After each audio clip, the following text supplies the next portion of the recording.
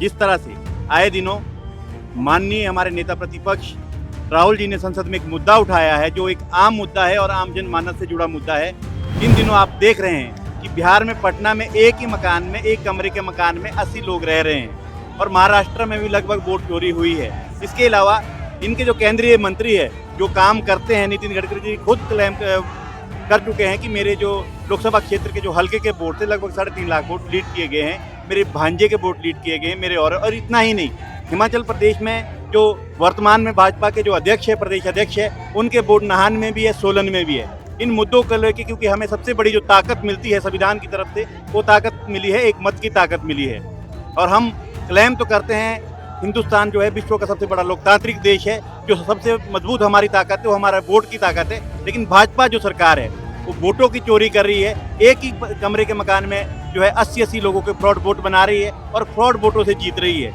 इन बातों से ये तय हो चुका है, साबित हो चुका है कि भाई जो भाजपा है वो वोट चोरी के कारण, वोट चोरी के हथकंडे को अपनाकर जो है सत्ता को हत्या रही है। जो लोकतंत्र की हत्या है, संविधान की हत्या है। तो युवा कांग्रेस आज सोलन में जो युवा कांग्रेस की एक रैली थी, वो इन्हीं बातों को लेके थी कि भाई हमने आने वाले समय में वोटों को जो है वोट चोरी को रोकना है और जो वोट चोरी कर रहे हैं उनका पर्दाफाश करना है। इसके अलावा मैं आपको एक बात और बताना चाहूँगा कि अगर हमारी जो एक मांग है, आज हम इसके बाद डीसी महोदय को भी जो है डीसी महोदय के द्वारा राष्ट्रपति को ज्ञापन सौंपेंगे, जिसमें राहुल जी ने जो मांग की है कि हमें इलेक्ट्रॉनिक जो डाटा है उसकी जो वो प्रोवाइड किया जाए। और दूसरा जो है कि आपके जो आने वाले समय में जो ये वोट चोरी की जो बात है, इसकी जो जुडिशरी इंक्वायरी होनी चाहिए, सुप्रीम कोर्ट की जो जस्टिस है उनसे इंक्वायरी हो जानी चाहिए। क्योंकि अगर आज हम कोई भी बात करते हैं सर, उसमें एक बात ये कहा जाता है कि एफिडेविट दी जाती है। आप बताइए कि केंद्रीय मंत्री खुद बोल रहे हैं कि मेरे वोट जो है काट दिए गए हैं। आपके भाजपा के जो प्रदेश अध्यक्ष है, जो कोरोना में जब प्रदेश आर्थिक स्थिति से और आपके आर्थिक बदहाली से इसके साथ डिजास्टर से गूंज रहा था, तो इनके ऊपर शरेआम जो आरोप लगे हैं पीपी घोटाला, तो इस तरह के जो भ्रष्ट जो नेता है वो इनके अध्यक्ष है और यहाँ पे भी इनका वोट है और नाहन में भी वोट है।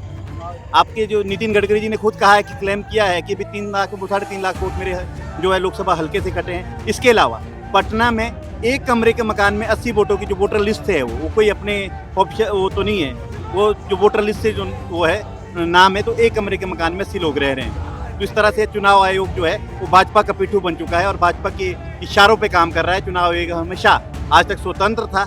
हमने इस देश में हम भाजपा की बात नहीं करते, हम अगर बात करें आपके जो अनुराग ठाकुर जी है, उन्होंने खुद माना है कि कम से कम कोई 6 लोकसभा में जो वोटर लिस्ट में गड़बड़ी हुई है।